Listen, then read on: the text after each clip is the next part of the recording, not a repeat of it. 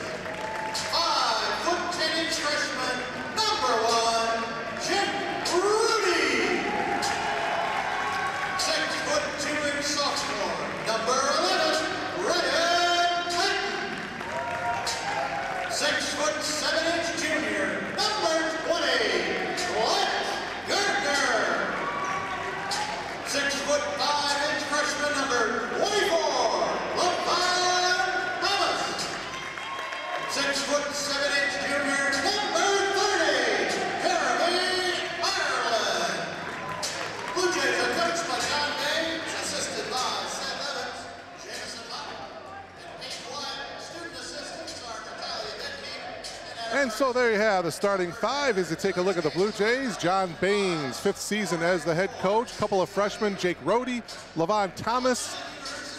The starters, couple of juniors, Jeremy Ireland, Lance Gardner, and the sophomore, Ryan Patton, in the backcourt for the Blue Jays. As far as the Titans of Illinois Wesleyan University, couple of seniors, Jalen Beasley, and Brady Rose. Those are the two seniors.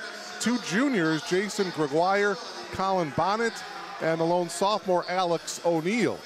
Head coach for the Titans, Ron Rose, 11 seasons as the head coach. The Titans in the traveling green, the Blue Jays in the home white. Illinois Wesleyan 14-3 overall, 7-1, and on top of the CCIW. Meanwhile, the Blue Jays 11-6, 4-4 in conference play. So we are about ready to get things going here in Elmhurst. Tip controlled by the Blue Jays, and we are off and running here in Elmhurst. Going to be a tough ball game here tonight for the Blue Jays. The Titans so tough. They are led by Brady Rose, the senior. He can launch up some triple, folks. Thomas drives baseline, powers it up too strong, and the rebound pulled down by Beasley. And a traveling violation. First offensive possession for the Titans, and they turn it over. Brady Rose for the Titans has hit 51 triples. He has attempted 123 three-pointers. The Titans make over 10 threes per game. They average 81 points per game, but the Blue Jays average 81 points per game as well. So this should be a high-scoring affair here in Elmhurst. Should be a lot of fun. Glad you're logged on. Shot clock down to 6 and a steal. Tried to get it inside to Gardner, and Gregoire came around and knocked it away and got the steal. So the Blue Jays turn it over. This is the 133rd meeting. Down low, the shot by O'Neill. No good, a little too strong off the glass. Here's Rohde. Bounce pass to Patton. Looking to get it inside to Ireland. Wasn't there, so they work it around the perimeter.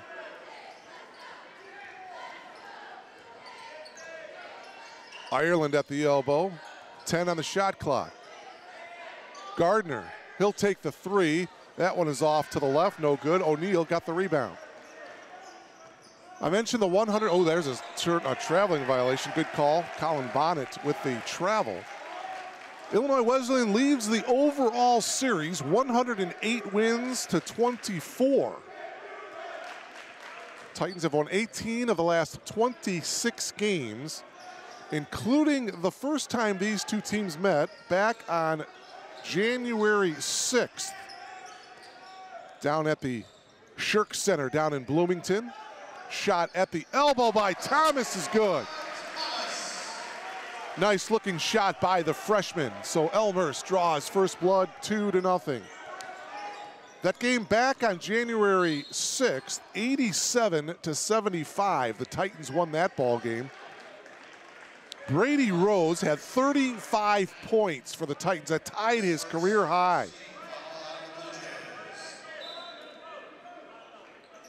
He is 12th currently on the all-time Illinois Wesleyan list with three-pointers made. He's got 132 coming into tonight.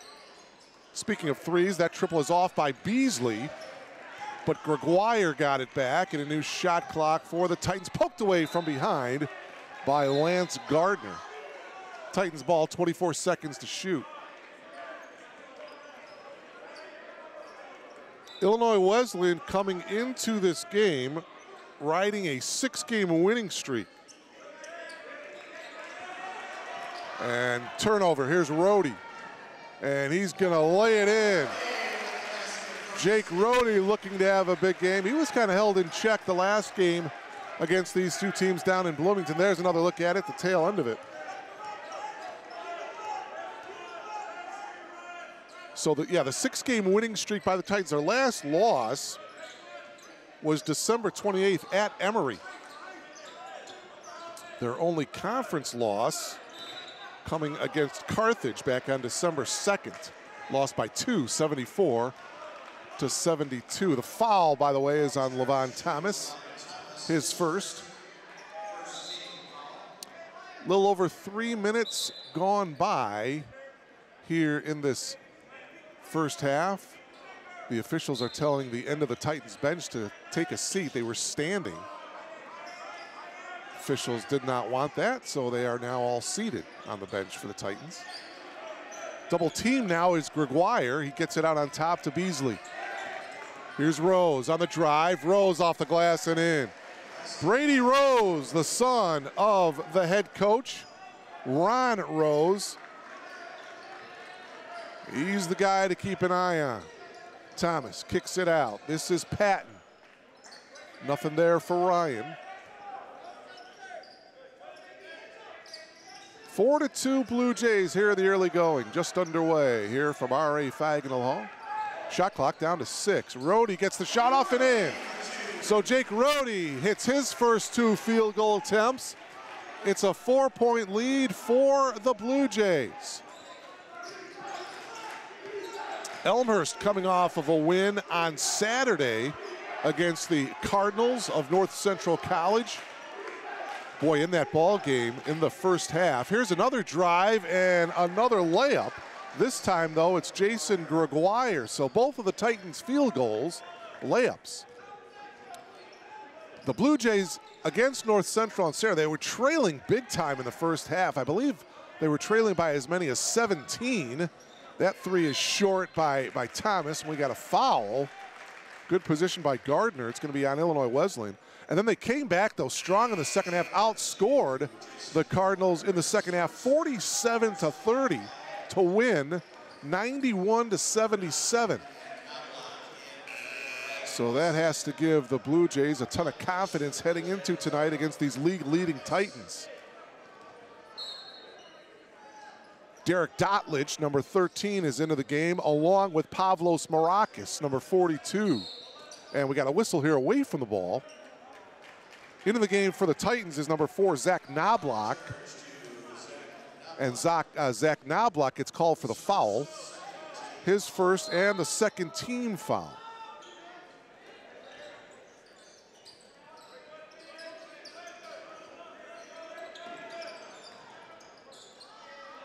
Hook shot is good by Jeremy Ireland, so he gets on the board for the first time. Jeremy had a good game the first time these two teams met, that game that I talked about on January 6th, and no shot, no bucket. The foul is going to be on number 34 for Illinois Wesleyan. That's going to be on Tyler Burdine. He picks up the foul. Jeremy Ireland, 22 points, 8 rebounds in that first meeting against Illinois Wesleyan. Good start here, tapped around on the offensive glass, and they're going to call a whistle and a foul. They're going to hit Pavlos with the over-the-back foul. And for Marakis, that's his first. It's the third team foul of the game, 8-4 in favor of the Blue Jays. Whistle, no basket, no shot. Foul is going to be on number 20, Alex O'Neill, the sophomore. Oh, check that, I'm sorry. It's going to be on Lance Gardner. His first and the fourth team foul. Just looking at Illinois Wesleyan's roster. The drive, and now another reach-in foul on Gardner. So 2 quick fouls, Lance Gardner. Coach Baines is going to have to get him out, I would think. 14:44 left, and yes, he's going to go to the freshman, Justin Fox. The officials are not going to let him in just yet. Going to wait for the free throw by Jason Gregoire. 2 shots for Gregoire. 71% free throw shooter on the year. Hits the first. And now Fox comes in as Gardner sits down with the 2 fouls. 8-5 in favor of the Blue Jays. Second free throw by Gregoire, nothing but net. He's got 4. It's 8-6, Blue Jays by 2. So you've got Fox, Marakis, Dotlich, Ireland, and Rohde out there for Coach Baines. Here's Rohde. And Marakis traveled. Another turnover by the Blue Jays. They averaged a little over 14 turnovers per game. Illinois Wesleyan does not turn the ball over that much. They average a little less than 11 turnovers per game. So they do a good job of holding on to the basketball and not turning it over. One of the reasons why they are the league leaders heading into tonight. By the way, pretty good action in the CCIW tonight. Augustana is at Wheaton. That is a huge ball game. Both of those two teams with just 2 conference losses. That triple is off by Rose. Dotlich got the rebound. Just over 6 minutes gone by here in this first half. Pretty good start. Ireland stepped out of bounds, or he was out of bounds when he caught the ball. So another turnover. Bonnet comes in. O'Neill returns as well. Also number 24, Grant Wolf, coming into the game for Illinois Wesleyan. Wolf, a 5'11 freshman, went to Effingham High School. Into the game for the Blue Jays, Arthur Jackson, the sophomore, transferred in from Brooks College Prep. 8-6, Blue Jays by 2.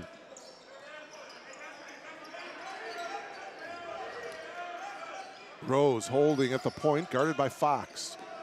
Into the game, number 35, Danny Baker for Illinois Wesleyan. O'Neill going to work, into the lane, kicks it out. Wolf, and a foul is going to be called. Arthur Jackson fouling Wolf. For Jackson, his first, as we take another look at the kick out. And there's the kind of the hand check, got him on the hip there. Shot clock at 20. Boy, 16 fouls already for the Blue Jays. Here's a 3-ball attempt by Rose, yes.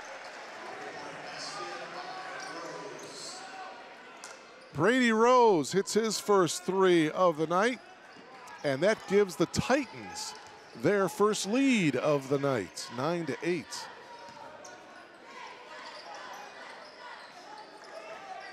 Thomas makes the move into the lane, has it stripped, and he lost it. Diving effort there by Wolf. Good hustle by Grant, but he ended up touching it last as it went out of bounds. It'll be Blue Jay basketball. And a timeout taken, a full timeout taken by John Baines and the Blue Jays. Mentioned the other big ball game in the CCIW, Augustana at Wheaton. 2 other games in conference play tonight. Milliken in Naperville to take on the Cardinals of North Central. And Carroll is at North Park, take on the Vikings. Mentioned Wesleyan on top of the conference at 7-1. Augustana and Wheaton, those 2 teams are playing each other tonight. Both of those 2 teams are 6-2. And then you've got North Central and Carthage, both 5-3 in the league. And then you got the Blue Jays, 4-4 in the CCIW. A year ago, Illinois Wesleyan finished 17-8. They were tied for 4th in the CCIW with a 9-7 mark. Meanwhile, the Blue Jays, 8-17, 4-12. That was good for 8th place in the CCIW. So the Blue Jays come out of that timeout with Patton, Jackson, Fox, Dotlich, and Thomas. 3 freshmen out there. Well, actually 2 freshmen out there for the Blue Jays, Fox and Thomas. Here's the triple by Dotlich, is good. Derek Dotlich with a triple, and the Blue Jays get the lead back, 11-9.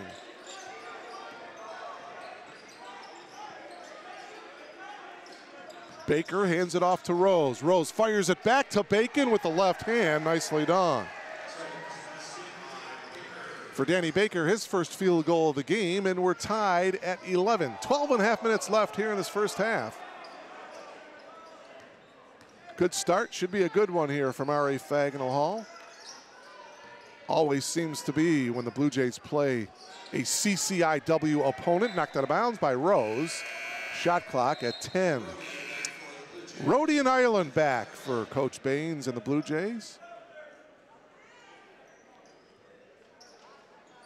You'll see constant substitutions. The Blue Jays go 9 deep. Coach Baines hoping to keep fresh bodies out there for the entire 40 minutes. Shot clock now down to 2. Rhodey's got it. He doesn't see it. He's double teamed in the corner. Gets it off to Ireland, who he puts it up, but after the shot clock goes off. The Titans had a really good double team in the corner on Jake Rhodey, and Jake didn't know how much time was left on the shot clock. Passed it off to Ireland. By the time Jeremy's shot got off, shot clock went off. That one knocked out of bounds by Thomas.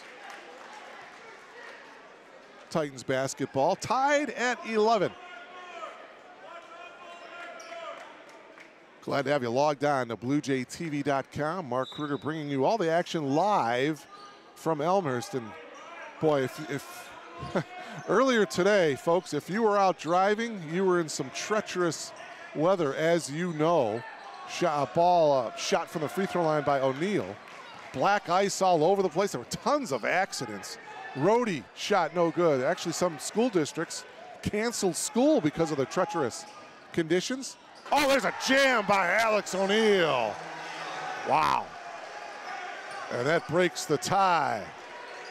With authority, Alex O'Neal sending it home. Titans up by 2. Boy, he ran the floor beautifully.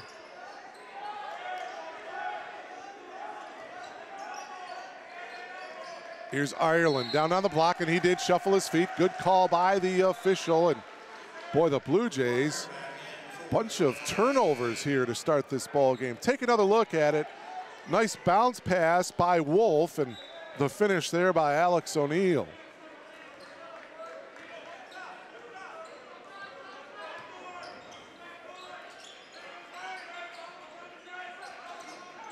Whip it inside to Gregoire. His shot is good. So Jason Gregoire stepped back a little bit to create some space. He's got 6. It's a 4-point Titans lead. Ireland thought about taking the 3. Thomas And Rhodey saves it in the corner. Dotlich drives.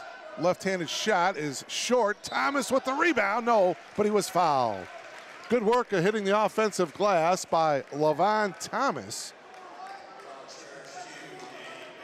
And we take another look at it here. There's the drive, and you see Thomas crashing the boards beautifully. Thomas, the freshman, played his high school ball at Wheaton North. Thomas hits the first.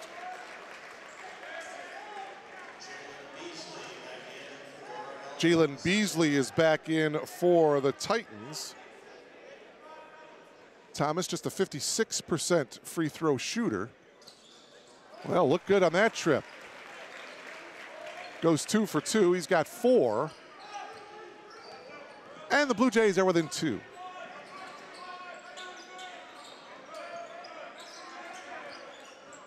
Here's Wolf working around a Beasley screen. That leaving Beasley wide open. Jalen's 3 is good. Second triple of the night for the Titans. Rose has the other one. It's a 5-point Illinois Wesleyan lead. We are halfway through the first half. Good one here tonight. The Blue Jays got to cut down on their turnovers, though, and Coach Baines wants a timeout. Jake Rhodey asking the official, so another timeout taken by the Blue Jays here with 9:55 remaining. It is a 30-second timeout taken by the Blue Jays. We mentioned both teams averaging 81 points per game. Defensively, the Blue Jays are allowing 77 points per game. The Titans allowing 73 points per contest. Both teams, as a team, shoot 72% from the foul line. So pretty even numbers-wise for both of these two ball clubs. Elmhurst 5-3 here at R.A. Fagenal Hall on the year. Illinois Wesleyan on the road away from the Shirk Center 6-1. So it has been a very good season for Illinois Wesleyan. A lot of people felt that the Augustana Vikings were, I'm not going to say walk away with the conference championship, but many people feel that they were going to win it. But Illinois Wesleyan, Wheaton, having their say in trying to capture what is a very competitive conference championship this season, proving why this is one of the top Division III conferences in the country. 5-point lead here for the Titans. Rose, he'll launch another triple, short, and the rebound to Ireland. Patton with a pretty good closeout on Rose. Got a feeling Ryan will be guarding Rose throughout most of this game. Ryan Patton, one of the better head-on defenders for the Blue Jays. He's got the ball now, flips it up to Ireland, and now it's Rhodey. Shot clock now at 10. Rhodey, tough pass into the corner. Thomas kicks it out. Dotlich flips it inside to Levon, and another shot clock violation. Second one tonight for the Blue Jays. Well, the Blue Jays, they're not getting into their offensive set right away. It's taken them like 15, 18 seconds to finally get into their offensive set. And by the time they're running it, the shot clock's going off here. Now we got a whistle here. The foul is going to be on Levon Thomas, his second. The Blue Jays are over the foul limit. It's their 7th team foul, so shooting one in the bonus will be Alex O'Neill. Thomas goes out. Maracas comes in replacing Levon with the 2 fouls.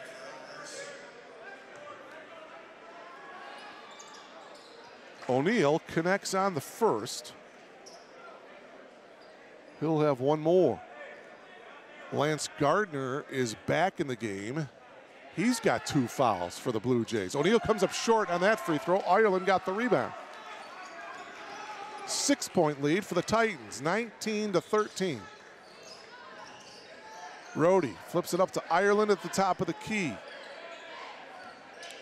Jeremy with the entry pass to Maracas on the block, and on the move, who I thought he was going to call a travel. Instead, they're going to call a foul on Alex O'Neill. For O'Neal, that's his first. Tyler Burdine into the game. That is the 5th team foul for Illinois Wesleyan. And wow, another foul here before Rhodey can trigger the inbounds pass. The foul is on Jason Gregoire. That is his second. So Jason comes out of the game. Zach Knobloch replacing him. 6 team fouls now for the Titans. Maracas in the left corner.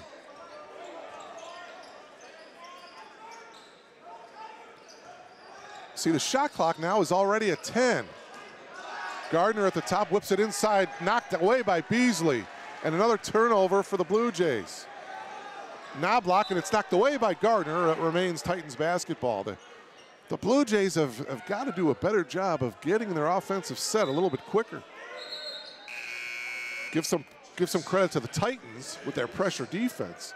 Arthur Jackson is going to come in replacing Rhodey. Here's Rose at the point. Titans by 6. Rose will take the jumper, yes. Rose has 7. And it's 21-13, 8-point lead. Gardner will launch the triple, left corner, nope. Beasley skies for the rebound.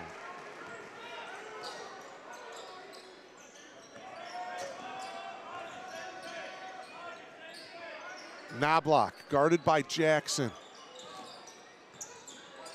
Beasley picks up his dribble. Rose got double teamed. Beasley for 3, yes.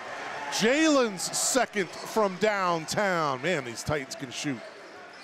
Well, we knew it by the numbers. 24-13, the lead is 11. They average 10 made threes per game. They've already got 3. Speaking of threes, here's Ireland. Oh, he banks it home. He banks home a 3. The bank is open on a Wednesday night here in Elmhurst. That 3 by Rose. And we've got a triple launch fest going on right now. Oh, I thought Patton was going to launch the triple. 24-16, the lead is 8 for the Titans. And a whistle on the drive by Patton. Foul is going to be on Zach Knobloch, his second. 17 foul, so that'll bring Ryan Patton to the line. He'll shoot 1 and the bonus.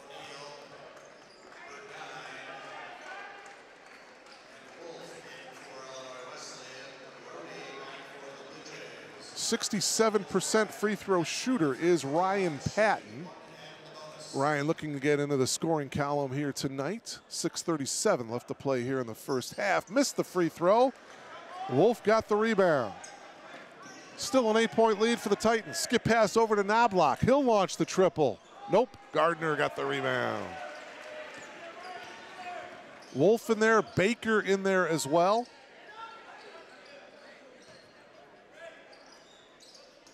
Ireland will try from this side for a 3. Nope, O'Neal with the rebound. Here's another 3-ball attempt by Wolf. Back of the iron, no. Tapped around into the hands of Rhodey. Gardner running the floor in transition nicely, and he gets rewarded with the layup. And a 30-second timeout taken by Ron Rose. He was not happy because his Titans did not get back defensively in transition, as you saw the easy layup by Gardner getting out on the break. And for Lance, that's his first 2 points of the game. 6 different Blue Jays in the scoring column. And the Blue Jays trail it by 6. Take another look at it there at the end of it. A tick over 6 minutes left to play here in this first half. It's the Titans by 6. Leading scorers for Illinois Wesleyan, Brady Rose has 7. Gregoire has 6, and Beasley has 6.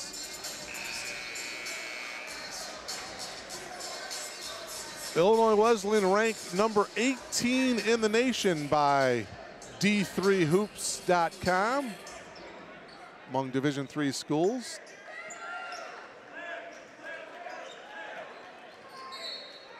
Titans looking for their 15th win of the season. 14-3 coming into tonight. The Blue Jays 11-6. Wolf, backdoor pass. Danny Baker went backdoor and then he kind of stopped halfway through. And the ball sails out of bounds, so the Titans turn it over.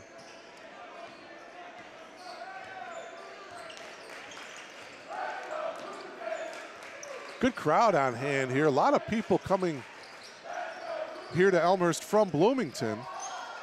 Inside, and the shot is good by Fox. Jake Rohde with a nice dish. Fox's first 2 points, and the Blue Jays are within 4. Bounce pass into O'Neal, and he lays it in. Good little give and go there, and Alex O'Neal, the sophomore, good take to the hoop. He's got 5. Titans lead by 6. Fox, open down low. His second field goal. Nice assist by Ireland. Good recognition. Good ball movement that time. There you see Fox wide open down low.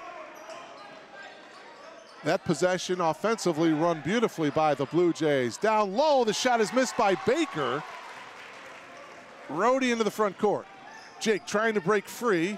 Good defense by Wolf. Here's Dotlich, drives, going to the reverse, yes. Derek Dotlich with a beautiful reverse layup. And the Blue Jays are within 2. 26-24, there's a steal. Fox has it to Rohde, and Rohde is fouled by Rose.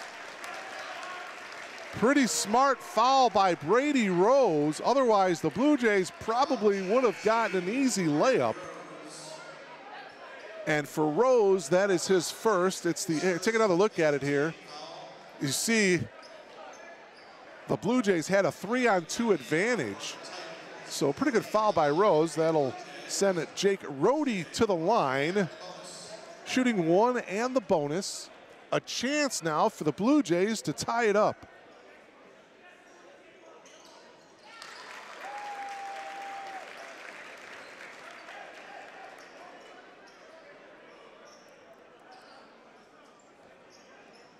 Jake, an 82% free throw shooter on the year.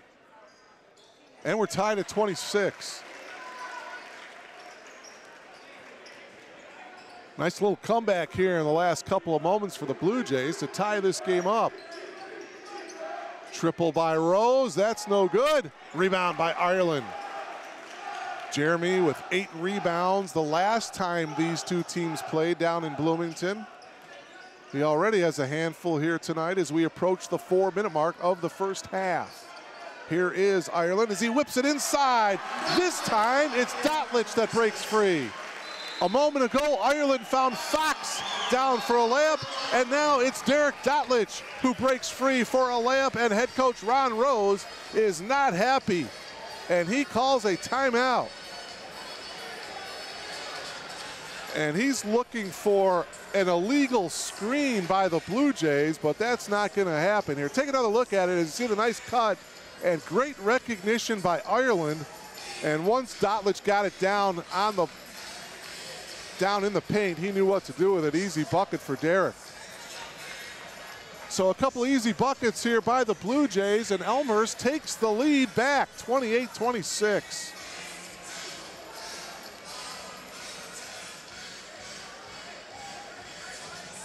Little village people going on here in the background here at R.A. Fagnall Hall. Crowd enjoying it. You're logged on to BlueJayTV.com. My name is Mark Kruger, delighted to bring you all the action here tonight, live from R.A. Fagnall Hall in Elmhurst.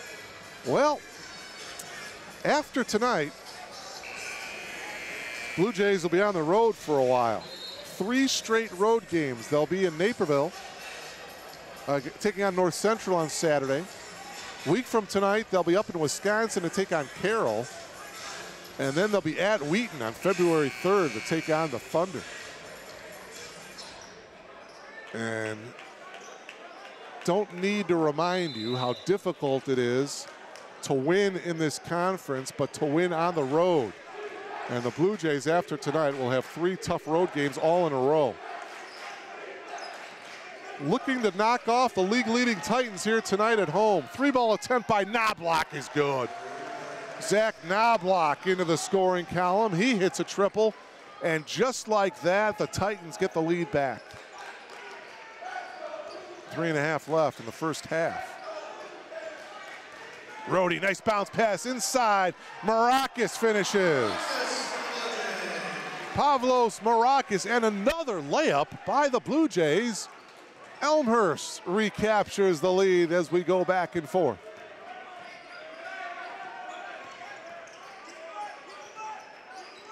Rose, Fox is guarding Rose. Pull-up jumper this time by Bonnet is no good. Rebound, Marakis. And a whistle. Oh, they're calling a foul on Marakis as they're saying he used his arm and made contact with a Titan. Let's see if we can take another look at it here. There's the rebound. Oh, okay, there you see his left arm as he, well, man. All right, I can see that, I guess. Marakis comes out of the game now. Bonnet gets the pass, and this time it's a foul against Illinois Wesleyan. Now, I'm not saying that's a makeup call, but Bonnet will get called. Here, let's take another look at it here. 11, he kind of went straight up. I didn't see a foul there either. But they're going to call it on Bonnet, number 11 for Illinois Wesleyan, his second. And so it's Blue Jays basketball. 1-point lead for Elmhurst. Rhodey will launch the triple. Yes! Jake Rhodey with 9 buries the triple, and the Blue Jays lead by 4. O'Neal at the other end leaves it short, and the ball goes out of bounds to the Titans. They're saying it went off of Peyton Sampson, number 23, 6'4" freshman from LaSalle, Peru. There's another look at the triple by Rhodey. He had 10 points in that first meeting against Illinois Wesleyan. Bonnet off the curl. He takes it to the hoop. He will get fouled, so Collin will come to the line to shoot 2. Foul is going to be on Justin Fox, his first. So 2 fouls coming now for Bonnet. He is looking for his first points of the game. 2.5 minutes left here in this first half. First free throw is good. The Titans as a team now 4 for 5 from the foul line. Blue Jays, by the way, are 4 for 4 from the foul line. Collin hits the 2 free throws. And it's a 1-possession game. 33-30, Blue Jays by 3. Rhodey looking for an outlet now. Bounce passes to Sampson. Ireland pops out. And a whistle away from the ball. Fox and Knobloch were battling. And who's the foul on? Let's take another look at it here. The foul is on Bonnet. And for him, that's his 3rd. So 3 fouls on Collin. He's going to have to come out of the game. Dotlich hits the first.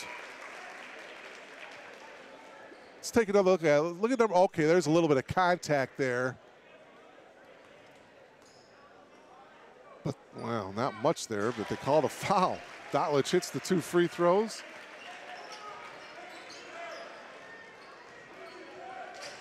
Into the game is Beasley now, number 5. As we approach the 2-minute mark with the Blue Jays up by 4, there's a steal. Dotlich into the front court. Derek hands it off to Rhodey.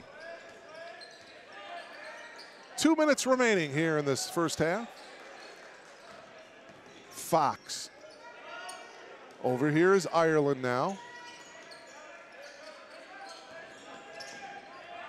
Rhodey flips it to Fox. Fox with 8 to shoot. Rhodey now, shot clock down to 3. Rhodey's going to have to launch a 3. It does not hit the rim, but didn't matter because Beasley got the rebound. Boy, again, the Blue Jays not getting set in its offense. And that triple into the corner by Gregoire is off the mark. Rhodey Dotlich thought about the three, now drives. Dotlich runs out of real estate, flips it up top to Ireland. His triple is good! Jeremy Ireland, his second triple. Good pass by Dotlich as he was running out of bounds as Ireland buries his second from downtown. The Blue Jays lead by 7, their biggest lead of the game.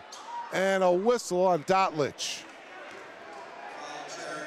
For Derek, that's his first. As we are under a minute to go here in this first half, and boy, the Blue Jays are playing like they did in the second half against the Cardinals on Saturday, playing well. All right, so now the trip to the foul line here for Jason Gregoire.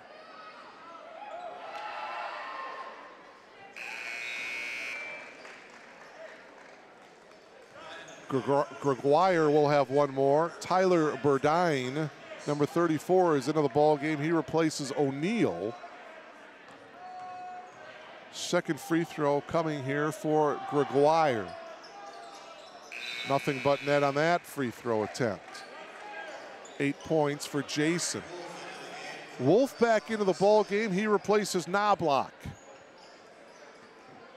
38-33, Blue Jays by 5. Under a minute to go here in the half. Rhodey bounce pass to Ireland, fakes the shot, now drives, and he traveled.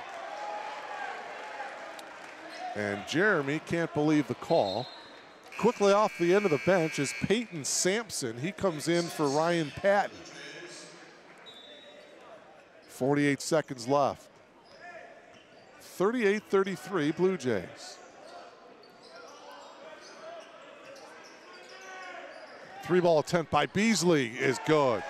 Wow, Jalen Beasley, his third from downtown. And just like that, the Titans are within 2. There's about a 3-second differential between the shot clock and the game clock. Jeremy looks up at it. They're gonna wind this one down, obviously. Rhodey, shot clock now down to 10. Launching the triple is Dotlich. Back of the iron, no good. Rhodey got it though. Gets it inside. Fox off the glass with 3 seconds to go. The Titans get it off, and we have played one half of basketball here from R.A. Faginal Hall. As you see the nice entry pass, and Fox hits the layup to give the Blue Jays a 4-point lead heading into the locker room. 40-36 over Illinois Wesleyan. We'll take a timeout and come back in about 13 minutes or so. You are logged on to BlueJayTV.com. Why do I go to Elmhurst College? I'm close to everything. I need a great school at a great price. I'm learning about myself and my role in the world. I love a challenge. I'm dreaming big. But feel totally at home. I want an education with meaning. I want to be a champion for others. I made connections for life. I'm ready for the real world. Why do I go to Elmhurst College? To reach my full potential.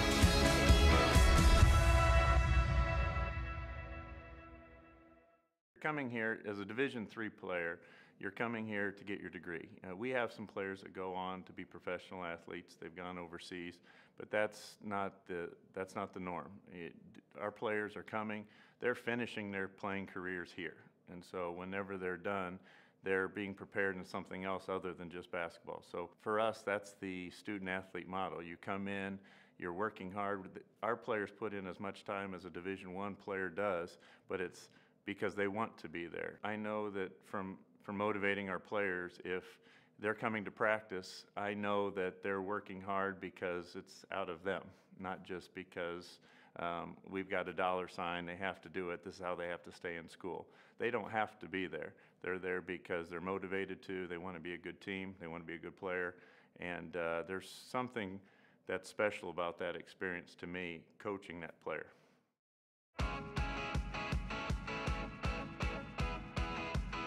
Elmhurst College is much more than buildings, courses, and credits. It's a supportive community of individuals who are committed to helping you reach your full potential. But don't take my word for it. I visited a lot of schools, but when I came here, it was just like, I'm home. As soon as I walked on campus, I felt like I could dive right in and get involved. Getting involved is easy, especially in class. The average class here has just 17 students. Every faculty and staff here just wants me to succeed. I can go up to them and it's not just office hours. Like, I'm here from 10:30 to 11:30. It's actually like, whenever you need help, my door's open. There's a real connection that takes place. I'm frequently asked, what do I teach? I never say music. I teach people. Music's the vehicle. It was great to see that rather than just teaching textbook material, they're actually giving you some industry insight. I'm a vocalist. I'm out in the clubs performing. I'm touring in Europe and performing. So they see how their life can transition into that. A lot of my friends from other universities, they don't get to be a part of undergraduate research, professional development at such an early stage. They're truly there to help you and to build you and to make sure that you are amazing. And at Elmhurst, you can be amazing all around, including on the field. Football is just one of 20 Division III sports. We went straight to the Final Four of the nation, and that was a great way to come in and start off the season. They're there because they're motivated to, they want to be a good team, they want to be a good player. Wrestling wasn't my life. I was able to go out and do a lot of different activities and get involved on campus. We are allowed to be students and we can be involved in a lot of other things. How do you want to get involved? You'll have your choice at Elmhurst. Our campus has over 100 clubs and organizations. Whatever you want to do, there's something here for you to do. Concert choir, the wind ensemble, gospel choir, Habitat for Humanity, Global Poverty Club. I'm an orientation student leader, SGA, Best Buddies. Greek life at Elmhurst College is really focused on leadership and discovering who you really are. To be part of all these different organizations and get to know all these amazing people is why I love Elmhurst. You can also get to know the world beyond the campus. Elmhurst offers study abroad opportunities in 44 countries. I studied abroad in Granada, Holland, Germany, El Salvador, Israel and Palestine, Costa Rica, Czech Republic. Back at home, you'll enjoy all the advantages of our great location. Downtown Elmhurst is just a short walk from campus, and the Metro train will take you to the world-class city of Chicago in just 30 minutes. When it comes to career preparation, we've got you covered. Elmhurst will connect you with the people and the experiences you need to reach your full potential. Elmhurst allows you to grow into the knowing, and I appreciate that there's a journey that we encourage. It's not just in one program or one department, it's threaded throughout everything that we do. Elmhurst College pushes you to truly find who you are as a person and as a professional. They will make sure no matter what your interests are, what your career path is, that there's going to be a resource on campus that is going to help you find that potential and then reach it.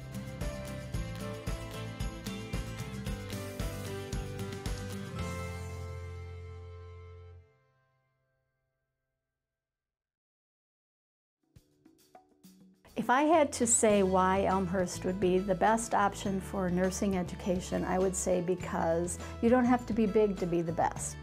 We have all of the student services, we have all the educational services, the excellent curriculum and faculty, so we're not big, but we are the best. We have a state-of-the-art simulation center, and I have seen many sim centers across the nation, and this one is truly, truly remarkable. The professors there encourage us to make mistakes because it is simulation, and they want us to learn from our mistakes. Going to the sim lab that's actually in Elmhurst Memorial Hospital, it's really, really cool. The facility is amazing, it's brand new. What the simulation center consists of are mannequins, but these aren't just mannequins like you've seen before where you do CPR. Our mannequins talk to you. Our mannequins birth babies. Our mannequins cry.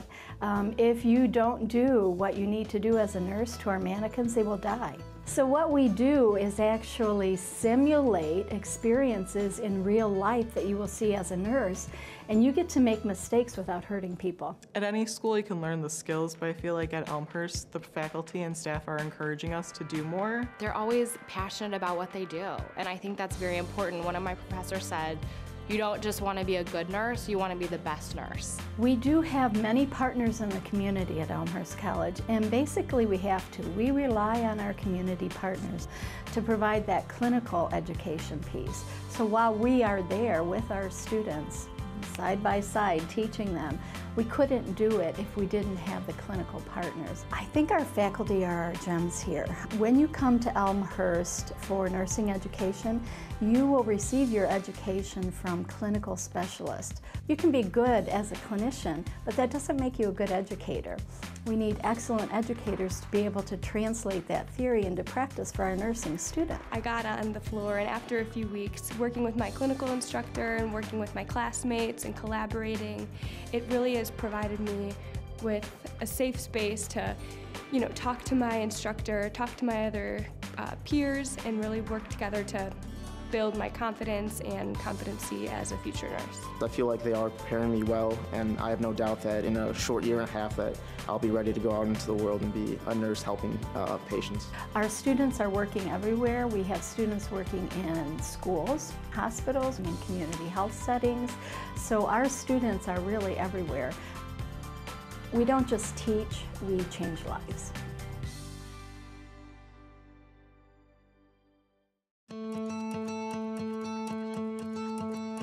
I love when people ask me, okay, what can I do now that I'm here? I'm in the honors program, being a part of Union Board, Best Buddies, Student Government, Debate Club, Relay for Life, the Research Keystone program, Greek Life, Tri Beta, Juggling Club, Student Ambassadors. Once you get here, there are plenty of things going on. Serving the community is such a huge part of being an Elmhurst College student. Center for Professional Excellence has a whole department and team ready to help you get involved with community service. I think one of my favorite ones would have to be when I joined Golden Crew. The organization itself focuses on pediatric cancer. We had like a whole scavenger hunt for them, and I dressed up as Batman and kind of helped lead them through the entire experience. And it was kind of really like a humbling thing. Being able to plan homecoming the last 4 years, it was really honestly one of the best experiences I've had here. I don't think I would have been this social or this confident if I wasn't part of the 10,000 things that I get the opportunity to be a part of every day. The connections that you make on this campus, both in your academic classes as well as the different service organizations or just activities you get involved in, give you the opportunity to really get out there. Making those connections isn't something that's superficial. It's something that you get here as an experience. It's something that is going to carry on for the rest of your life. Yeah, you're coming here to get a degree, but your 4 years in college aren't just defined by that. It's by all the things that you're involved in, and the people that you meet, and the way that you meet those people is by getting involved.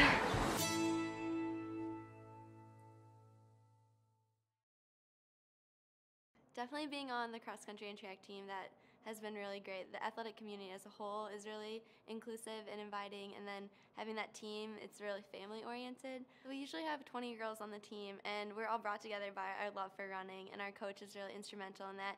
But you get to know each other so well through practices, and you're going through all these really hard workouts together. So you're putting everything you've got out there, and you're all supporting each other. You get to know each other on a really personal level that you might not otherwise just by meeting these girls in class. So you get to know about their families and their classes and their goals for the season, and you really support each other. The Division III athlete is kind of the perfect balance of student athlete too. You still get your sport, and it's highly competitive, and we compete just as much as the D1 athletes do, but then we are allowed to be students, and we can be involved in a lot of other things. I know a lot of the girls on my team and myself are involved in a lot of other clubs and organizations, and I feel like at a D1 school you kind of are limited. You can only be on your sports team and then study too for your classes. So you kind of get the best of both worlds with that. Originally, it was a breath of fresh air. I'm alone. What am I gonna do? What could I possibly do? What's ahead for me? And once I got on campus, I just excelled. I utilized all my resources coming here. It was a program called Direct Connect, which was a minority program to get students situated with the campus 2 weeks before school started. So I actually lived on campus 2 weeks before.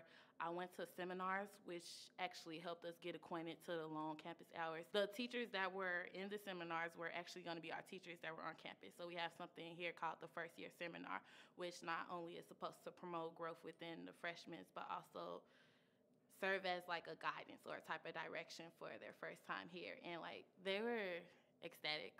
They helped me, they gravitated towards me, and I actually use them as a stepping stone even now in senior year. Growing up, I did not have that type of support. In high school, you think you can stay after class, but what will other students think? I think once I got here, it was more so what do I want?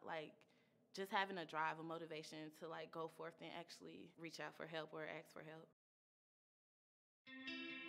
The teachers are extremely approachable. The one-on-one interaction has really helped me find that passion. I learned that no goal is too big. They want you to network and then take risks because that's how it's going to be in your practical life. They want us to succeed just as much as we do. More of a learning experience, I think, outside of the classroom. Various opportunities to really dive into different viewpoints. Elmhurst fosters that environment of openness and everyone contributing to the greater good. Elmhurst really challenges you to keep an open mind. I went to Jamaica for 2 weeks. I came back with a whole new perspective. They will make sure no matter what your interests are, what your career path is, that there is going to be a resource on campus that is going to help you find that potential and then reach it. Through research, I've been able to go to all these new places, and I've also been able to really broaden my perspective. We go in the field as pre-service teachers sophomore year. I've exceeded what I thought at 18 years old walking on this campus that I could do. Coming back to Elmhurst at my age has allowed me to see that, yes, I have the potential to do other things. And it's helped me grow to be a better leader. I feel like I've been more prepared than I have ever been before in my life. I don't want to be a blank slate. I want there to be lots of dimensions to me. I'm going to be able to do something that's going to matter in this world. I want to be that voice for people that can't speak up for themselves. Without this school, I don't think I would have gone after those motivations or those dreams. The people around me and the resources the school has allowed me to reach my potential. Definitely ready for the real world.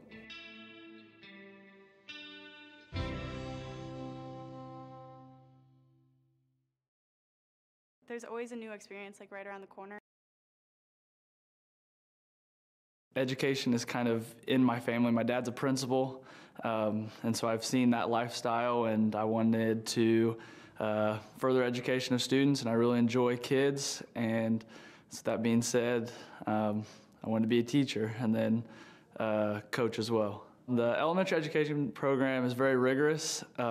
You get out in the field, you have field experience starting your sophomore year. So your sophomore through senior year, you're always in the field learning. I think that's just like a huge advantage here at Elmhurst College to have you out in the field early, just because you have such almost like a leg up on everyone else that is going into that major as well, just because you're out there, and it takes 3 or 4 years to realize what the system of a school is. We're in schools all the time as students, but not necessarily as teachers, so it's a different point of view to see the whole school atmosphere. The professors, they're really great. They always email you right back, even in the evenings if you have questions on assignments and papers. The ratio in the class is there's 12 or 13 students per professor in a class period in the elementary education program. And so with that being said, you're not a number, you're a name. And that's something that I really, really like, and it definitely prepares you. They always push you in the classroom, they always push you on the court, off the court. Our coaches push us to do other things besides sports and our major, to get out in the community. And with all that being said, it's kind of a resume builder, and so that's how it pushes us to become more prepared for the real world. Our basketball team actually has weekly meetings in the fall with the Center for Professional Excellence, so they help us build resumes and help us, get our name out to people and businesses for internships and jobs and all that. But I know that when the time comes, I feel like I'm going to be prepared just through the education that Elmhurst has provided and the skills that I've learned as well through sports and our studies. It just seemed like a really welcoming community. That's kind of like the first thing I got from it. Even if it wasn't even like on a day where it was like a big event. It was just like another day on the campus, but everyone was like waving to each other, saying hi, things like that. Funny for me, I came to Elmhurst, my first day on the campus, I found out for FYS, my staff partner was Steve Marionetti, the head coach of the wrestling team. I had wrestled for 4 years in high school. I had done MMA over the summer before coming to Elmhurst. I had no plans of wrestling in college. I came here, he was my FYS staff partner, was like, all right, I should probably just give this a shot. And I'm still wrestling today. The cool thing about wrestling for me here was that it wasn't something that took up all my time. It was something that did have a fair time commitment, but wrestling wasn't my life. I was able to go out and do a lot of different activities and get involved on campus and be able to still wrestle here. Being somebody who could talk to the coach one-on-one, it really was nice to have that ability to talk to him and say, hey, coach, I know we have a tournament this weekend, but there's something serious that's coming up for something else that I have to be at. And him knowing that I'm involved and him being able to say, I understand, okay, You'll have to make up the workouts at some point, but I understand. So that for me was the coolest thing, especially because I really started getting involved in my senior year of high school. And so being involved here was something I was really, really motivated to be. And then as a result of that, making sure that I could be involved while still staying in shape and still doing what I love to do, which is wrestle, really made it an even better experience. I came in as an English major. I was looking to be secondary ed, and I wasn't really sure, and I took an American history class that I just loved. Every history professor I've had is really excited when they're lecturing, which is not typically what you assume you're going to get in a history lecture. They're all just really passionate about what they do, and I got just as excited and wanted to be up there. So I got in contact with my professor, and I was like, I'd like to do what you do. How do I get there? Since then, I've been kind of on the path to grad school, and I've had probably 15 meetings with my professor. She shared everything that she's done, her statement of purpose, how to get in contact with other professors at grad schools, when to take the GRE. She's pretty much been with me through the whole thing, and I'm not really sure how I would have done it without her. Elmhurst has changed me pretty much all around. The people I've met here have really shaped the direction I'm going. I didn't think I'd be heading in the direction I am when I came in, and it's a select few professors and classes and a couple people I've met that have really pushed me to do what I want to do now, and it's nice to feel like you have a direction, and I don't think I would have found that if I hadn't been here.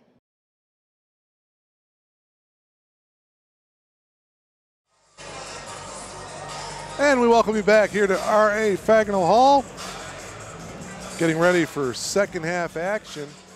Both teams in their respective huddles. Blue Jays lead at 40-36. First half numbers, Elmhurst shot 58% in the first half, 15 of 26. They were 4 of 12 from behind the arc and 6 of 7 from the free throw line.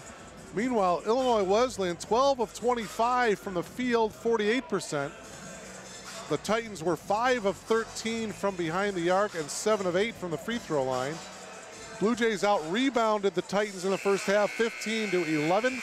Elmhurst with 9 first half turnovers. A lot of those happened in the first part of the game. Titans had 8 first half turnovers. Elmhurst led in scoring by Jake Rohde and also Derek Dotledge, each with 9. And Jalen Beasley with 3 3-pointers. He was 3 for 4 from behind the arc. He leads the Titans with 9 points. Brady Rose, who averages 23 points per game, the leading scorer for the Titans, he has just 7 points. Remember, Rose lit it up for 35 down in Bloomington back on January 6th, the first time these two teams met. All right, here's O'Neal on the block to start the second half.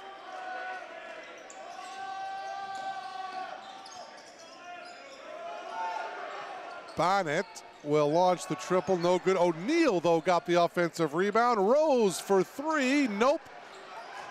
Batted around, and finally it's Thomas that got the rebound. Wide open for a 3 is Patton, yes. Ryan Patton, his first points of the game, shut out in the first half as he buries the triple. Actually, his first attempt of the game was that 3. Answering at the other end is Jason Gregoire. 43-38, another 3-ball good by Ryan Patton. So Ryan's starting to heat up here with a couple of triples. Patton, a sophomore from Rochester Hills, Michigan. As he brings the Blue Jays, the lead is 8. Their biggest lead of the game. Backdoor cut, nicely done. Rose going to the reverse. Brady now, the head coach's son, with 9. 46-40. Illinois Wesleyan in that first half led by 11. There were 2 ties, 6 lead changes in that first half. Rohde fires it off. Ireland from the elbow, yes. Jeremy Ireland now in double figures. The lead is back up to 8. Another look at it here. You cannot leave Jeremy Ireland open from 15 feet in. And coming around baseline and knocking it away was Jake Rohde, but he committed the foul. For Jake, his first. Take another look at it here. You see Jake come around. A little bit of contact there as he tried for the steal. Picks up the personal. A little over 2 minutes gone by here in this second half. O'Neal working against Thomas. Kicks it out. Right back into O'Neal. Spins, kicks it out. Triple by Gregoire, yes. With 3 on the shot clock, Jason Gregoire buries the triple in the left corner. He's got 13. It's a 5-point Blue Jays lead, and now a whistle away from the ball. Rose puts up the palms of his hand as if to say, are you kidding me? Take another look at it here. It is on Rose, and for Brady, that's his second. Ireland going to work. Half hook shot, no.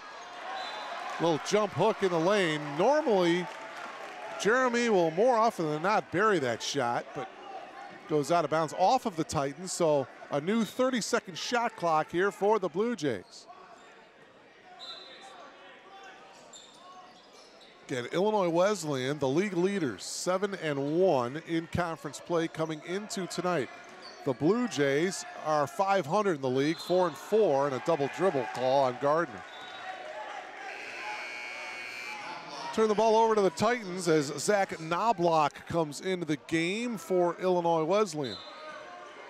17-16 remaining here in this one.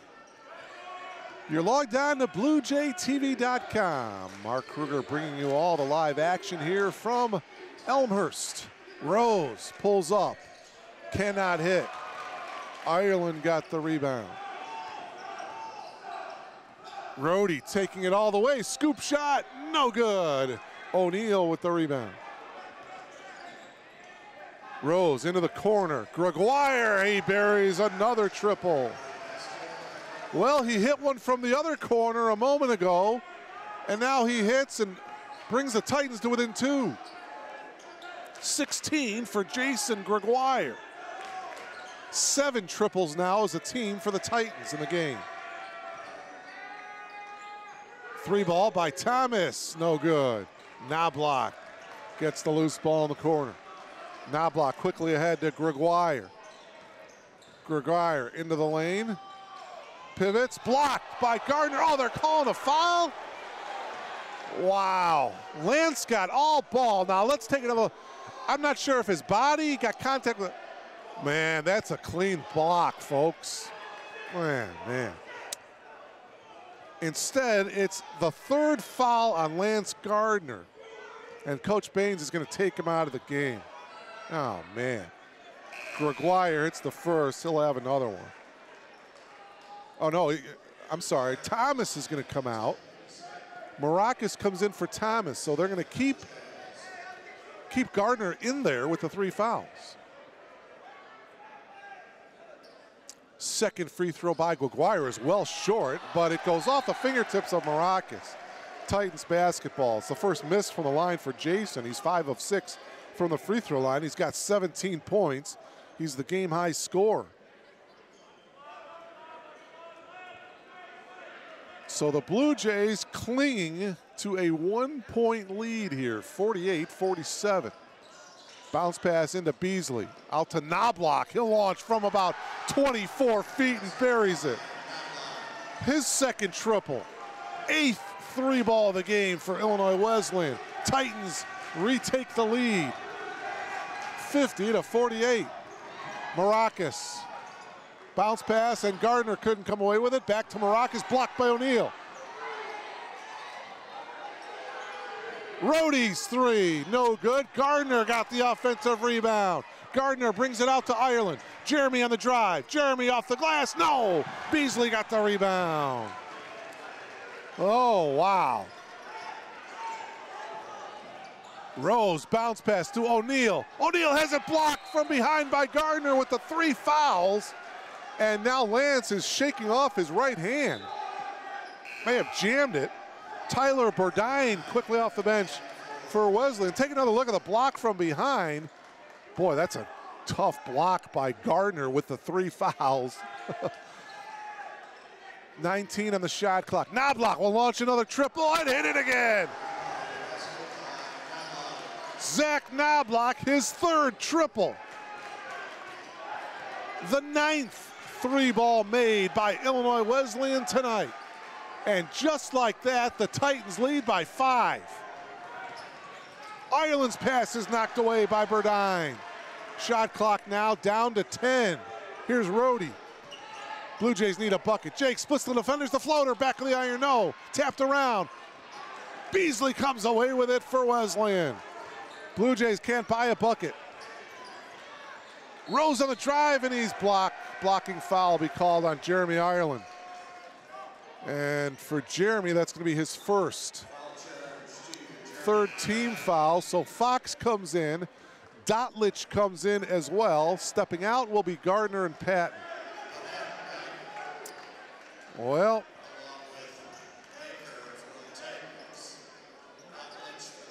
Blue Jays are going to have to come from behind here in the second half. Much like Saturday when they played so well in the second half against North Central. Knobloch steps back, another 3-ball attempt, and he got it to go. Oh, man, and the Titan bench is going nuts. Zach Knobloch providing a huge spark, and now the officials are they going to, I think they're going to call a delay of game warning against the bench of Illinois Wesleyan. I was looking at the bench. They were jumping up. Look at the bench after that made shot. You see the bench kind of going nuts and running around, and the officials spotted that as well and said, hey, guys, you got to settle down. And now Coach Rose is going down to the end of the bench and saying, guys, you see him there on the top right-hand part of your screen. Guys, I like your enthusiasm, but you got to chill out a little bit. Zach Knobloch with 4 triples tonight for Wesleyan. He's got 12, and the lead is 8. Biggest lead of the game for the Titans. In the second half, they led by 11 in the first half. Ireland fades, no good. Maracas got the rebound, has it stripped and stolen. Man, Rose comes away with it. Into the corner, Knobloch again, and he missed it. Offensive rebound, though, is good by Baker, and he was fouled. Blue Jays not clearing the glass. There's the 3-ball attempt by Knobloch, and the offensive rebound and the putback by Baker, and a timeout taken by John Baines. Boy, oh boy. Illinois Wesleyan on a roll here the last couple of moments. Sparked by 3 second-half triples by Zach Knobloch. 22-8 run by the Titans here in the second half. And Illinois Wesleyan, the Titans found themselves trailing by 4 at half, and now just 6 minutes into the second half, find themselves leading by 8. 17 for Jason Gregoire, 12 for Zach Knobloch. They've done a good job of holding Brady Rose, the team's leading scorer, averaging 23 a game. Rose with 9. A couple of 3-balls by Ryan Patton here in the second half, and a field goal by Jeremy Ireland. That's all the scoring for the Blue Jays here in the second half. So Coach Baines trying to stop the bleeding here. 14:03 left. Danny Baker will be at the line here looking to complete the 3-point play. Danny Baker on the year is a 73% free throw shooter. And Illinois Wesleyan showing why they are the league leader. Well, actually, it's 2 shots for Baker.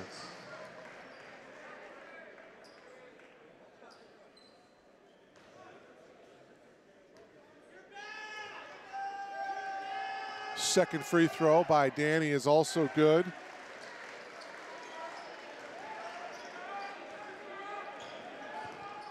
It's 58-48, so excuse me, Danny Baker did not make that bucket.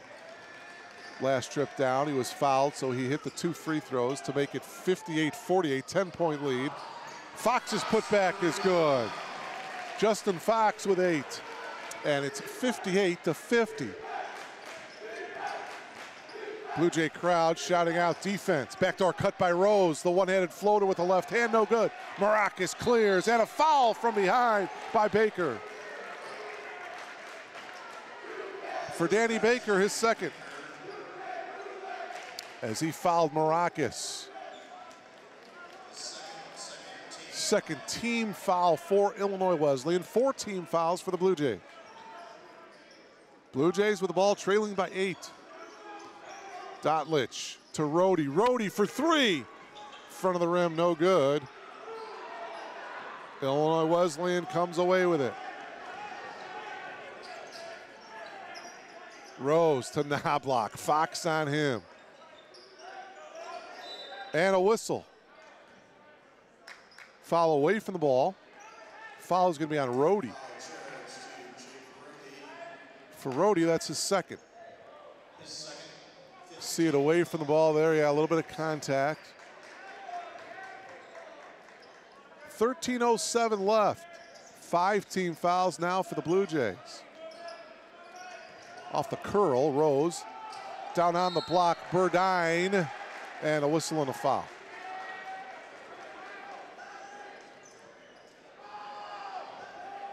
Take another look at it here. Nice recognition. Burdine goes up strong. Got fouled by Maracas for Pavlos. That's his 4th.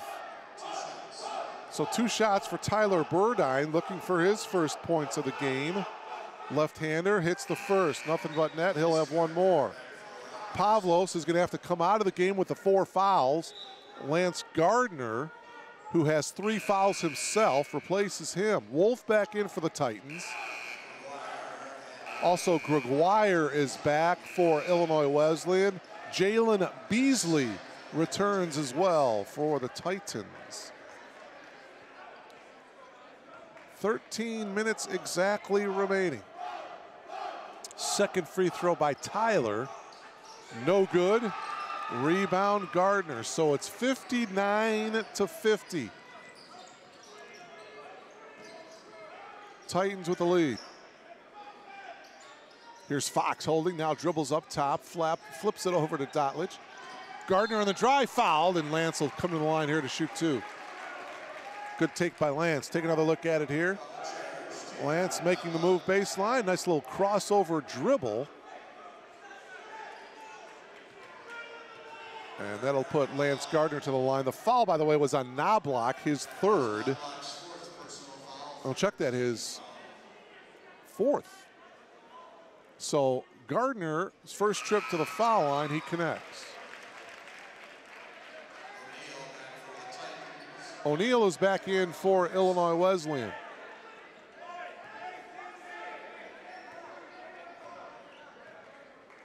Second free throw coming now for Gardner. Hits the front of the rim, back of the rim, and rolls in.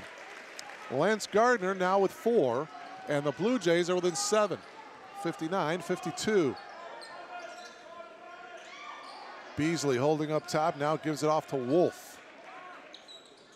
Popping out baseline, 3 ball by Knobloch, amazing. Zach Knobloch feels it, folks. His 5th triple of the game. He's got 15, all 3 balls. That's the 11th made 3 for Illinois Wesleyan in this game. The lead, just like that, is back up to 10. 3-ball attempt by Patton is off. Remember, he hit 2 earlier in this second half. By the way, Knobloch, 37 of 92 for 40% coming into this game from behind the arc. Take another look at it here as you see Wolf holding, and on the drive, a little hand check. And so the foul, as the missed free throw by Wolf, foul was on Jackson, his 2nd. Gardner creates some space, lets it fly. Boy, throws up an air ball. Beasley comes away with it, ahead to Knobloch. Knobloch driving all the way and blocked by Patton, but he was fouled by Ryan. It was a clean block, but Ryan got some body. Take another look at it here. Yeah, a little bit of contact there as Knobloch went to the hoop. Second foul of the game for Patton. Knobloch's first trip to the foul line. And he misses. I think he's too close to the rim. Thomas comes back in, and before we can get things going, Coach Baines wants a 30-second timeout to talk about it. When we come back to play, Zach Knobloch will be shooting his second free throw. You see the numbers in the bottom of your screen there, 11:40 left to play. The Titans lead by 10, 62-52. By the way, while we got this opportunity, news out of the CCIW today, starting next year, the CCIW conference tournament, normally it has been a 4-team tournament. The top 4 teams battle it out, 2 semis and then the championship game. Well, because of the addition of Carroll College, next year, the CCIW conference tournament will consist of 6 teams instead of 4. So if you're a Blue Jays fan, that has to be one of the goals for the team next year, is get to the conference tournament. 6 teams will be in the tournament next year. Second free throw by Knobloch is good. He's got 16. The leading scorer is Jason Gregoire. He's got 17. But it's an 11-point lead, a steal. And the open floor is Knobloch. And it's blocked nicely by Ireland, but Beasley is there for the putback. Great hustle by Jeremy Ireland to get the block, but also good hustle by Jalen Beasley to pick up the leftovers and put it in. Beasley now in double figures with 11. The lead is 13, biggest lead of the game for Illinois Wesleyan. Dotlich creating some space from Knobloch and hits. Dotlich, he's in double figures with 11. It's an 11-point lead for Illinois Wesleyan, an offensive foul call.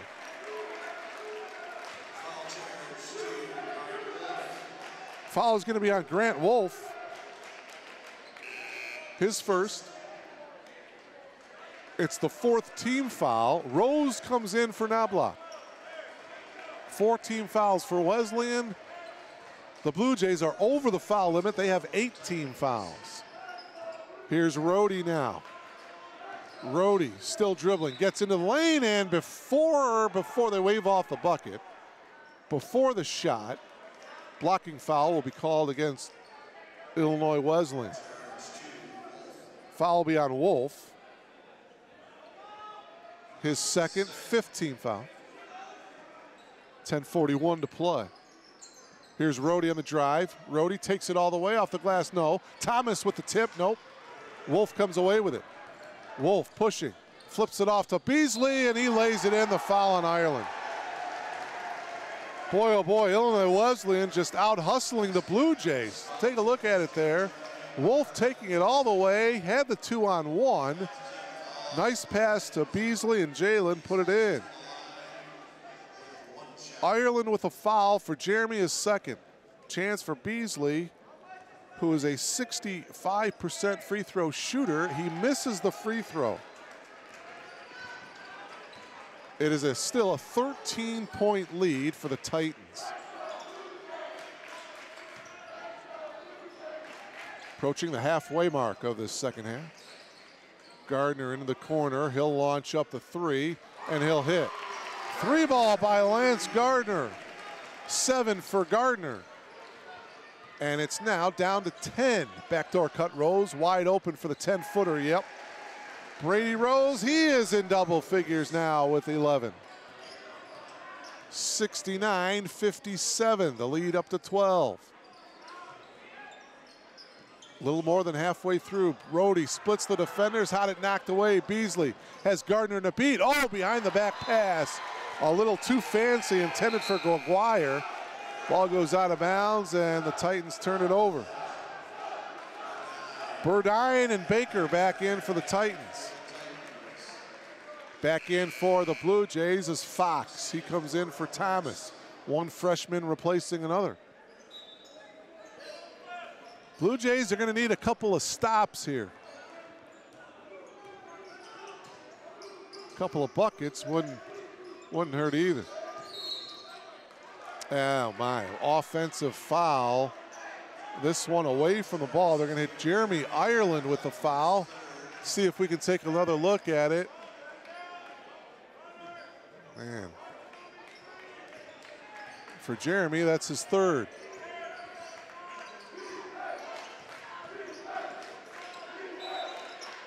Whistle again away from the ball. Fox and Rose are battling. And they're going to hit the freshman, Justin Fox, the foul. For Justin, his second. And now Rose to the line to shoot 2 because the Blue Jays with 10 team fouls. And this is the guy you do not want at the free throw line. 13 now for Rose. 71 to 57.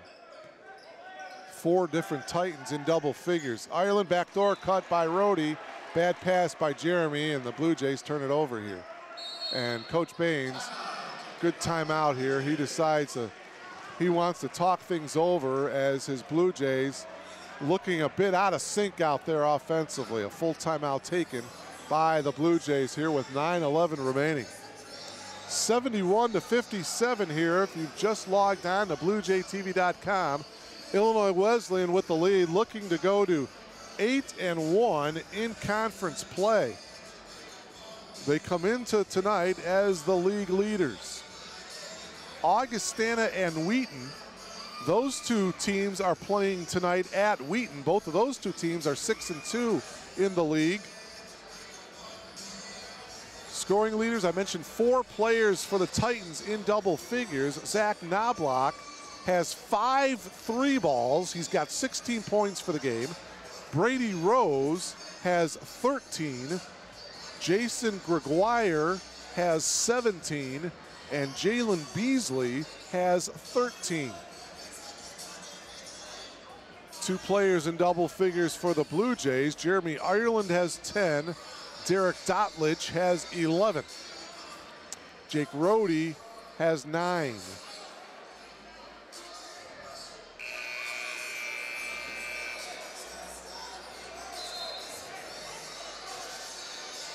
Illinois Wesleyan, by the way, after this game, they'll be at home Saturday against North Park. And then they'll be on the road in Rock Island to take on Augustana a week from tonight. Then after that, they're at home against Wheaton. So they've got some tough ones coming up as well. Wheaton and Augustana forthcoming. Spin move by Rose off the glass and in. Beautiful move by Brady Rose. Rose now with 15. And the Titans have opened this game wide open, 73 to 57. Gardner on the drive. Gardner flips it in. 9 for Lance. 73-59. Bounce pass into O'Neal. Ireland fouled him. O'Neal will come to the line to shoot 2 for Jeremy. That's his 4th. Take another look at it here. Actually, a pretty good foul. O'Neal almost got it to go, forcing O'Neal to make the points from the free throw line. Alex is 1 for 2 from the foul line in this game. He'll have 2 shots. First free throw is good. He'll have 1 more. O'Neal with 6. Maracas coming ready at the scorer's table to check in. They are allowing him to come in. He'll replace Ireland with the 4 fouls. 8:32 left. Second free throw by O'Neal is nothing but net. 7 points for Alex. 75-59, 8.5 left. Gardner will take the 3. Nope. Ball into the hands of Gregoire. Here's Rose, guarded by Fox. Rose takes it all the way to the left hand. No, they're saying before the shot, the ball actually went in. It was a beautiful move, but the foul by Fox was before the shot. The foul was right there before he put up the shot. And so the foul on Fox, that's his third. And Rose has a word with the official asking, are you sure you didn't count that? I thought it was in the act of shooting. Rose hits the free throw. He'll have one more. Boy, this is a solid-looking Illinois Wesleyan team. Not a lot of flaws in this team, man. They hit their free throws. They play good team defense. They hit the threes. And they lead 77-59 over the Blue Jays, coming up on the 8-minute mark. Maracas hands it off to Dotlich. Dotlich up top, now drives baseline. Got cut off, but he goes to the reverse, and he makes it. No weak side help by the Titans, and Derek goes to the reverse nicely. Take another look. 13 for Dotlich. 77-61. Here's O'Neal at the top. Can the Blue Jays put together one more comeback? Nice drive and the bucket by Colin Bonnet.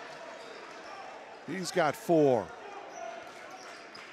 79-61.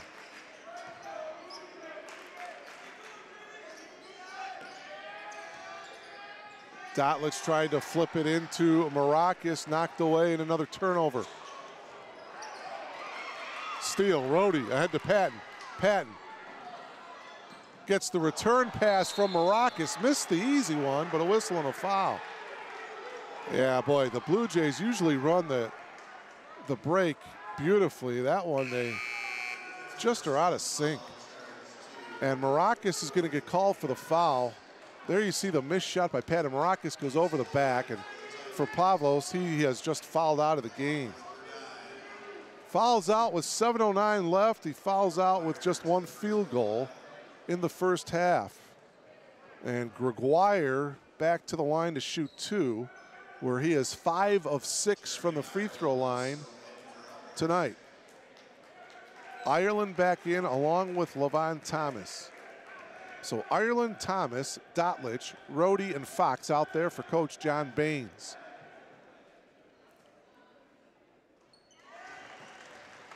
Gregoire hits the first free throw. He'll have one more.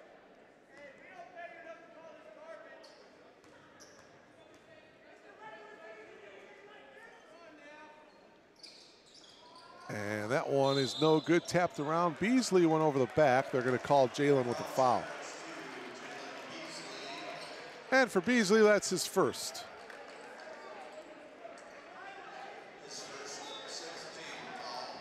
$18 points for Jason Gregoire.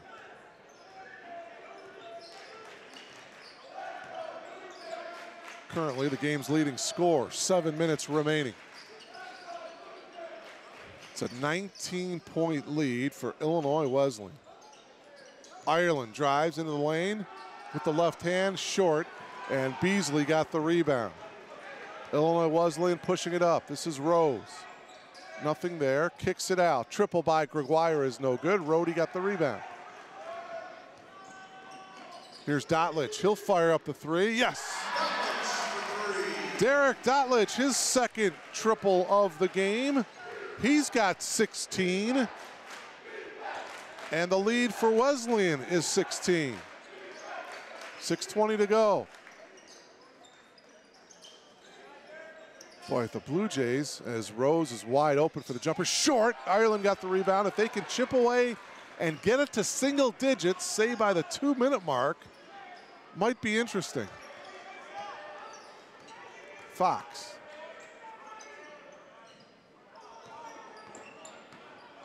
Here's Rohde. Ooh, they had Thomas, but Rohde didn't see him. Dotlich into the lane. Leans in, puts up the shot. No, but Derek was fouled. Good move by Derek Dotlich. The foul is on Jalen Beasley. Take a look at as Beasley went up, bit of contact, and so Derek will shoot 2 free throws And a chance for the Blue Jays to put some points on the board without the clock moving. For Dotlich, he buries the first free throw, and he'll have one more. 17 for Derek. O'Neal back in, Bonnet back in for Illinois Wesleyan. One more free throw here for Derek. He hits them both. Well, it's a 14-point lead, 80-66. Remember, it was a 19-point lead a minute ago. Knobloch on the drive, short. Oh, but Baker got the offensive rebound and a new shot clock. Knobloch again on the drive, knocked away from behind by Dotlich. Here's Derek now, into the lane, makes the move, drops it down low to Fox for two.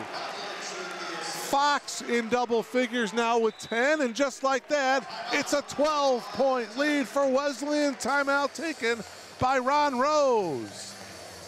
There you see the finish by Fox. Well, an 11-0 run by Elmhurst. Remember, they trailed by 19 a couple of moments ago. Do they have enough gas in the tank to come all the way back? We shall see. Here's another look. Nice drive by Dotlich.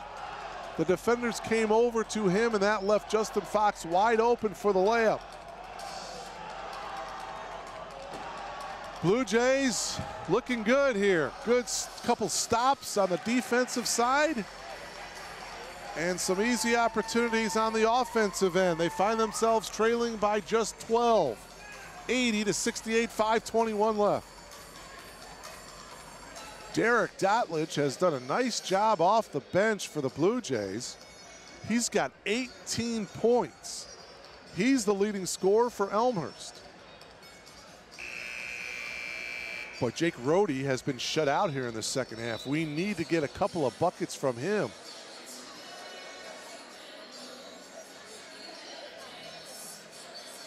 Illinois Wesleyan, as I mentioned in the first half, among Division III schools ranked number 18 in the nation by D3Hoops.com, its latest poll. And they lead over the Blue Jays here tonight, 80-68. All right, here we go. Grant Wolf with the ball guarded by Rohde. Popping out Knobloch. Shot clock down to 12. Into O'Neal. O'Neal backing in 3 seconds. No shot, or shot is short. Ireland got the rebound. Boy, I thought he was camping in the lane there. Ireland now on the drive. Jeremy, and a whistle. Good take by Jeremy Ireland. The foul is going to be on O'Neal. That's his second. Take another look at it here. Jeremy with a nice drive. Boy, there were about 3 Titans that went up on the jump along with Ireland. And O'Neal gets called for the foul. For Jeremy, his first trip to the free throw line, and it's good.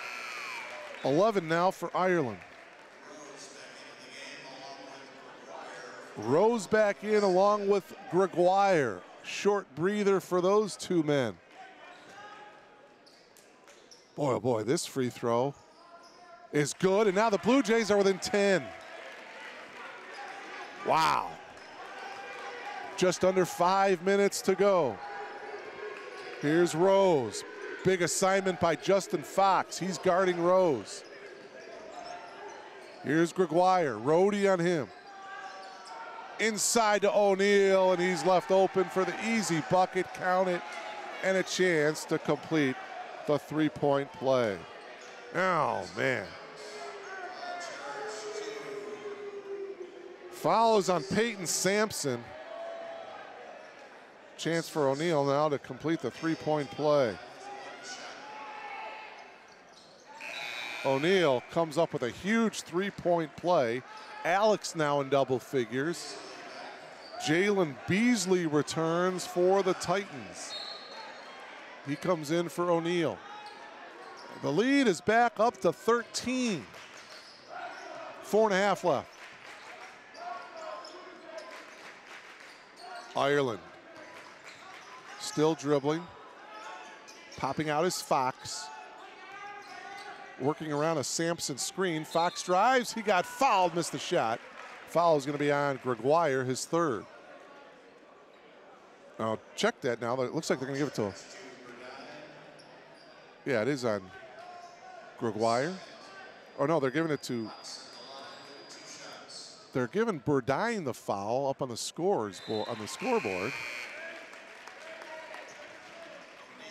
Nevertheless, Fox hits the free throw. He's got 11. Second free throw now for Fox coming. Elmhurst trails now by 11. A dozen for Justin Fox. Pressure now in the backcourt by Elmhurst. First time we've seen this tonight. Give it to Rose, and they clear out. Fox guarding him. Rose working around a Beasley screen, launches up a triple, no good. Loose ball, Ireland comes away with it, flips it to Rhodey. Jake has Fox in the corner. Now Fox comes up top. Fox, what's the call? Another whistle away from the ball. Fouls on Beasley with the grab. And for Jalen, that's his third. There's the grab. That is the 10th team foul on Illinois Wesleyan. So 2 free throws now for Ireland. 13 for Jeremy.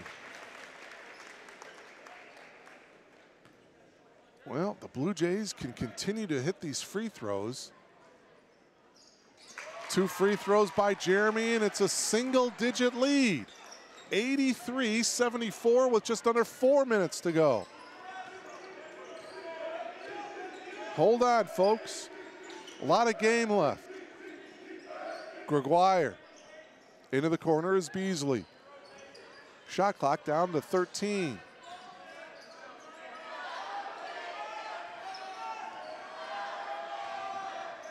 And a whistle, and what's the call? The official turns around and looks at Coach Rose, and now he finally gives the foul call to the scores table. Wow. Official had something to say to Coach Rose.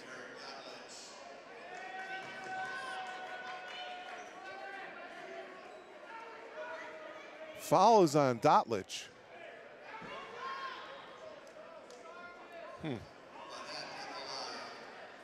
For Derek, his second. Free throw is good by Bonnet.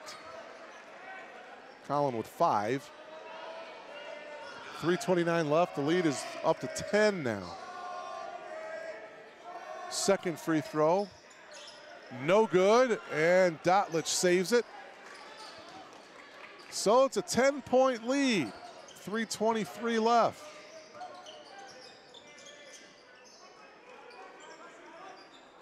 Rhodey. Off to Fox. Fox on the drive, has it stripped as he drove in the lane, but he was fouled. And so Justin Fox will come to the line. The foul is on Gregoire, his third. Good take by the freshman.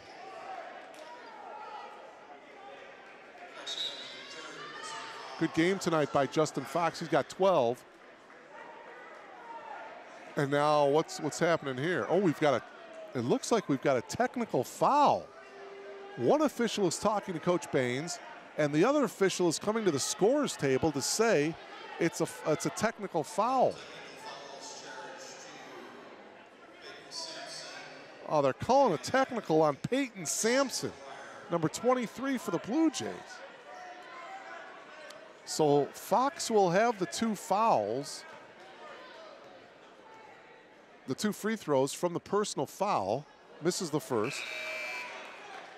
And then we should come to the other end. The Titans will shoot the technical. Oh, man. Not a good time to pick up a technical foul. Knobloch and O'Neal return for the Titans. Second free throw by Fox is also missed. Well, they're not shooting the technical. Ball goes out of bounds to Illinois Wesleyan. Well, can't figure that one out.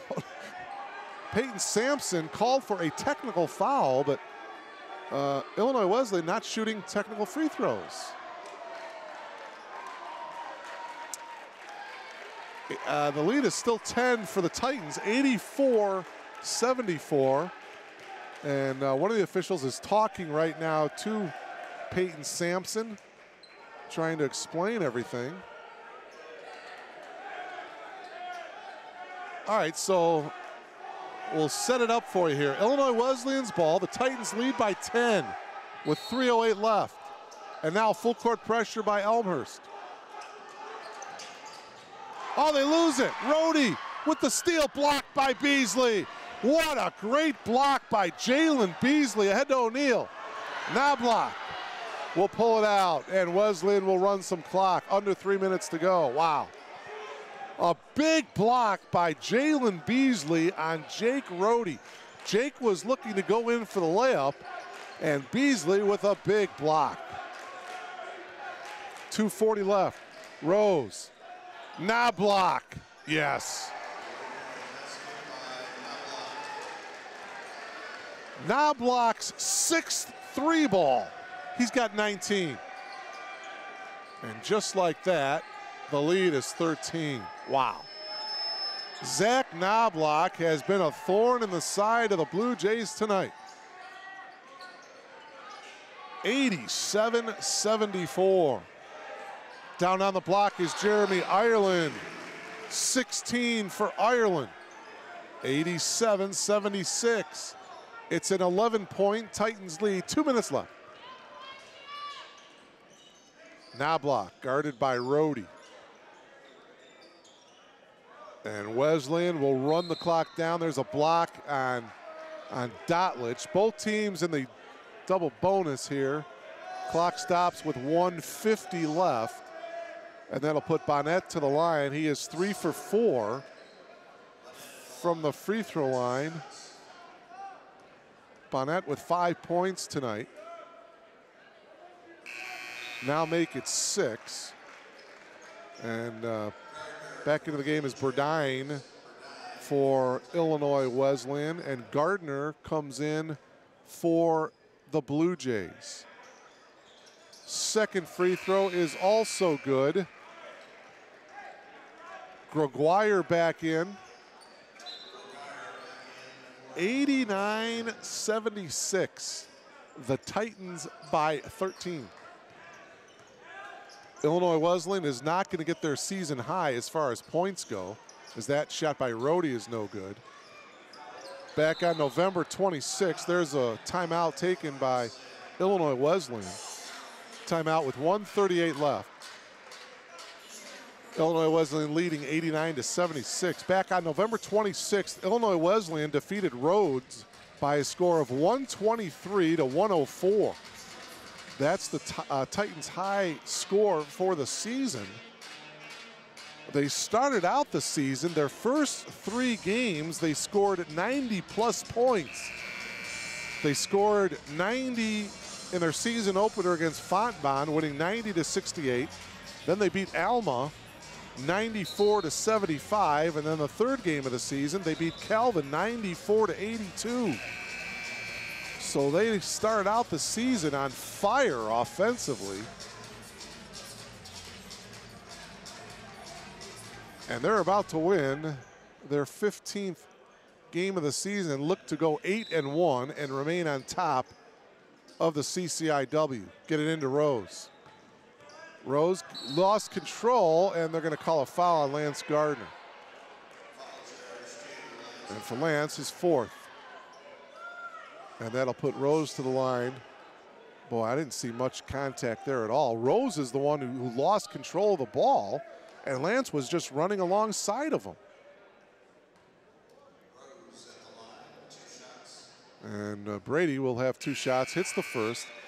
He remains perfect from the foul line tonight. He's 5 for 5.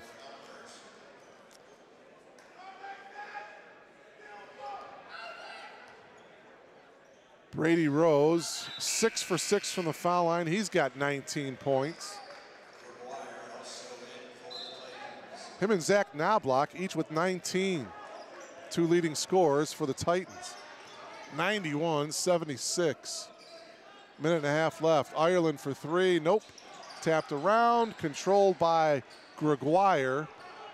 Gregoire into the front court. Had a 3-on-1. Now going to just dribble it out, bring it out on top, and run the clock down.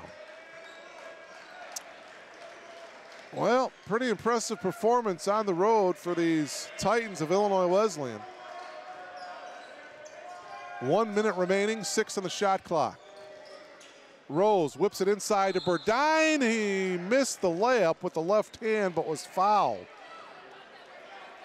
And so with the shot clock winding down, take a look at Tyler as he went to the weak side with his left hand. And he will shoot 2. Shot clock with just a couple seconds left on the shot clock. And Burdine hits the first free throw. One more.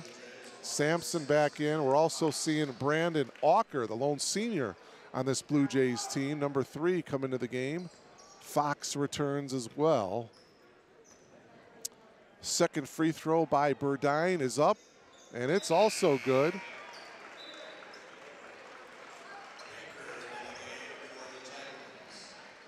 (93-76). And for the 5th time this season, the Titans scored 90 or more points in a game. 3-ball attempt by Patton is no good. And a whistle, and they're going to call Fox over the back, I believe. Or no, they're going to call Beasley with a foul. For Jalen Beasley, his 4th. Here, let's see if we can take another look. Boy, I didn't see Beasley commit a foul there either. Oh, man. Justin Fox to shoot 2. One more now. Line change here for the Titans.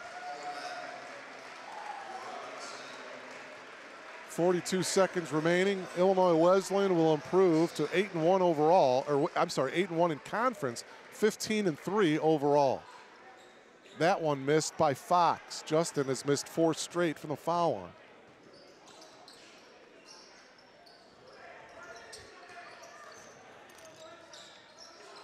And a steal. Jackson now into the front court for the Blue Jays. Auker, and he has his shot blocked by Wolf. Ball is loose, and the Titans can just run this one out. Clock down to 14. Nick Coleman, number 3, is a 6'2 junior from Berwyn, Illinois. Went to St. Patrick High School. He is going to just run this one out, and that will do it.